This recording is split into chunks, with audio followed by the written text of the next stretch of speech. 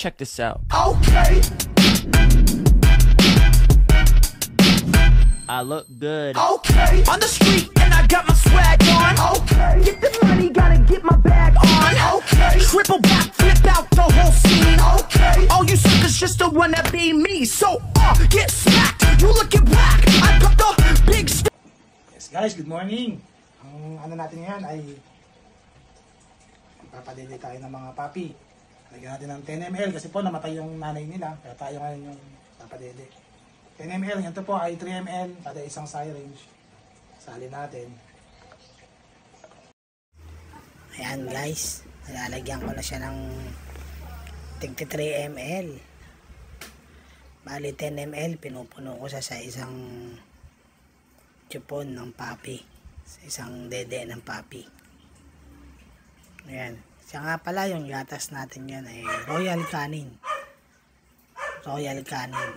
Pang ano, pang papi, chayot. Ayan.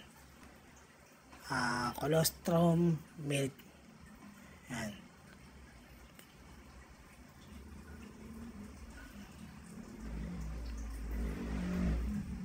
Ayan, kinuha ko lang yung isang papi. Comment lang guys kung ano, kung anong gusto nyo pangalan natin sa papi na yan. Comment lang kayo. Ayan, hinahanapan ko siya ng pwesto kasi hirap niyan tumempo. Namatay na kasi yung nanay niya. Nagtatanong kung bakit ako yung nagpapadede. Namatay na po yung nanay niya. Ayan, medyo napapachup-chup na rin ako dyan. Mga oras na yan. Comment lang kayo guys kung anong gusto nyo pangalan. Kung sinong maraming comment ng pangalan, comment lang kayo sa baba, sa inbox. Para mabigyan natin ng pangalan yung mga papi. Meron na akong pinangalanan dyan. Isa si Pikoy. Pero yung tatlo, wala pa akong pangalan eh. Ayan, malakas sila dumede.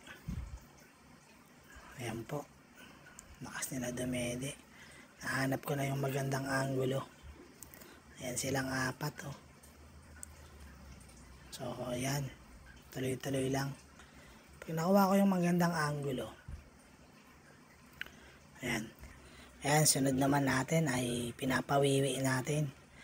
Kumbaga sa bata ay pinapa-burp o dighay. Ayan naman sa mga papi, pagtapos dumede ng 10 ml ay pinapawiwi naman natin. Pinapaihi natin sila. Ayan, papalitan naman natin. Magsasali na naman tayo ng 10 ml sa isang chupon nila ng gatas. Ayan, sinusukat natin yan kasi bawal masobrahan. Baka mategi yung mga papi natin. Ang kumuha na naman tayo ng isa. 4 po sila. So, ayan. Itong isa na to, medyo madali makuha yung angulo. Hindi ganong kalikot. Ayan o. Matakaw. Takaw sila. Siya nga pala guys, 16 days na sila ngayon. Simula nung pinanganak sila ng nanay nila. At siguro 1 week pa lang namatay yung nanay. Hindi kinaya yung panganganak.